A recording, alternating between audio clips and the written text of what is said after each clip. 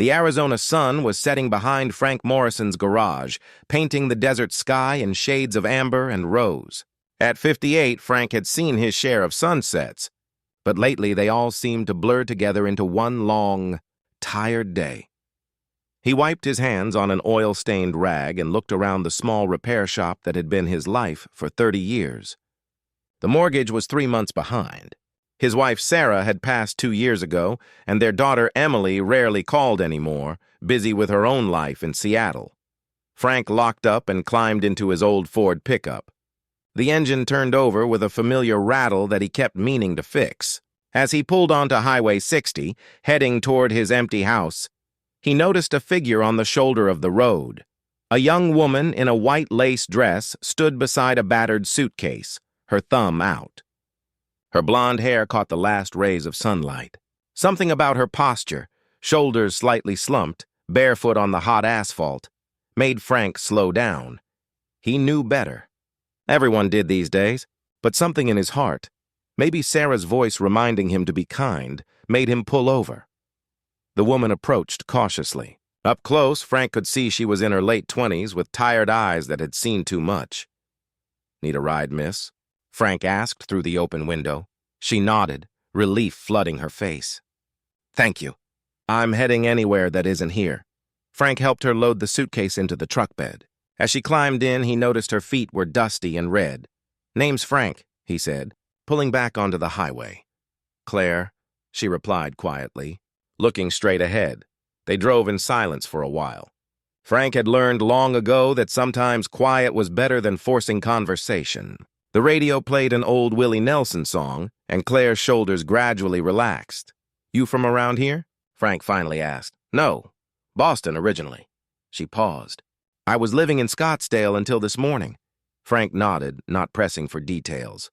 The desert stretched out before them, endless and forgiving in its own way.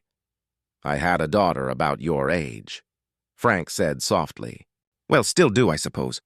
Just don't see her much anymore." Claire turned to look at him. "What happened?" Frank shrugged. "Life, I guess. After my wife passed, Emily threw herself into her career. I think being around me reminded her too much of her mother. Grief does strange things to people." "I'm sorry," Claire said, and Frank could hear genuine sympathy in her voice. "Where are you headed?" he asked. "I don't really know," Claire admitted. "I just needed to leave." Frank glanced at her, seeing something familiar in her lost expression. The same look he'd seen in his own mirror for 2 years. "Well, I'm headed to Phoenix to pick up some parts tomorrow morning," Frank said. "You're welcome to crash on my couch tonight. I make a decent breakfast, and you can figure out your next move with a clear head and a full stomach." Claire's eyes filled with tears. "You don't even know me." "No, but my Sarah always said kindness doesn't need a reason." Frank smiled gently. "Besides, I could use the company. House gets pretty quiet." That night, Frank made spaghetti while Claire showered and borrowed one of his daughter's old t-shirts. Over dinner, she began to open up. "My husband's family has money," Claire said, pushing pasta around her plate. "A lot of money. When I married Richard, I thought I was lucky. Big house, fancy parties, everything I thought I wanted." Frank listened, his weathered hands wrapped around a coffee mug. "But money doesn't make people kind," Claire continued. "Richard was controlling. His mother was worse. I wasn't their equal. I was a project they could mold. When I told Richard I wanted to go back to school, to study art like I'd always dreamed, he laughed. Said his wife didn't need to work. So you left, Frank said simply. So I left, Claire echoed. With one suitcase and the clothes on my back.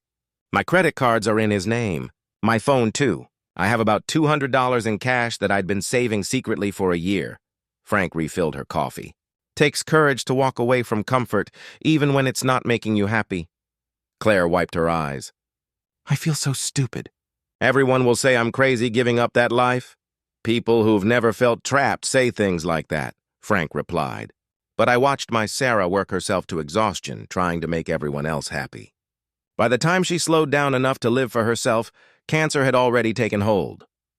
His voice cracked slightly. Sometimes walking away is the bravest thing you can do. They sat in comfortable silence. Two souls who understood loss in different ways. The next morning, Frank made pancakes while Claire helped, moving around his small kitchen with surprising ease. They laughed when she accidentally flipped one onto the floor. "Sarah used to do that every time." Frank chuckled, said pancakes needed to test gravity first. As they ate, Claire seemed different, lighter somehow, as if a weight had lifted. "Frank, I need to tell you something," she said, setting down her fork. "My full name is Claire Ashworth Bennett. If you look me up, you'll find articles. My husband's family owns Bennett Industries." Frank raised his eyebrows. "The Bennett Industries?" She nodded. "I have money of my own, too. A trust fund from my grandmother that Richard couldn't touch. $15 million that I've barely acknowledged because using it felt like admitting I'd made a mistake marrying him." Frank sat back, processing this information. "I'm telling you because you deserve honesty," Claire continued. "You helped me when I needed it most, not knowing anything about me." "That's rare, Frank. That's precious." Frank smiled softly. "Money doesn't change the fact that you needed help, Claire. Or that you're still figuring out who you want to be." Claire reached across the table and squeezed his hand. "I want to help you, Frank. With the garage, the mortgage, please." "I can't accept that," Frank said gently. "Wouldn't feel right. What if it's not charity?" Claire asked. "What if I invested in your business? I've always loved cars. My grandfather had a restoration shop before he made his fortune. What if we expanded? Hired some help? You could teach me the trade." Frank studied her face, seeing genuine excitement there. "You want to be a mechanic?" "I want to be useful," Claire said. "I want to learn something real, work with my hands, build something that matters, and maybe help someone who showed me kindness when I needed it most."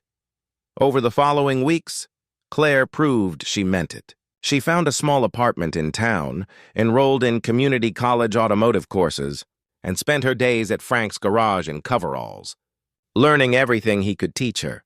She was a natural, with an intuitive understanding of how things fit together. More than that, she brought life back to the shop. Customers loved her genuine warmth and growing expertise. With her investment, they expanded the garage, hired 2 young mechanics, and started taking on restoration projects. Frank found himself teaching again, sharing the knowledge he'd accumulated over decades.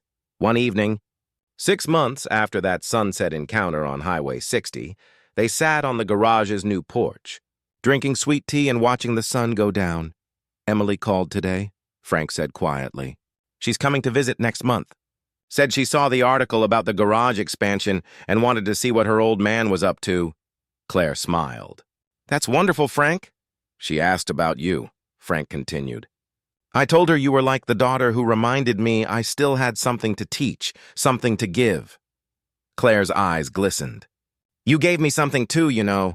You gave me a chance to start over, to be someone real." "You always were real, Claire," Frank said. "You just needed to remember it."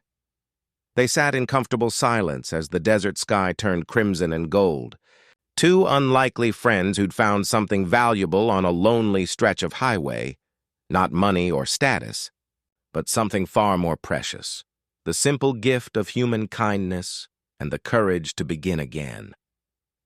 Frank looked over at Claire, her face peaceful in the dying light, and thought about how one small act of compassion had somehow saved them both. Sarah would have liked her, he thought. She would have been proud. And for the first time in 2 years, Frank felt like he was truly home.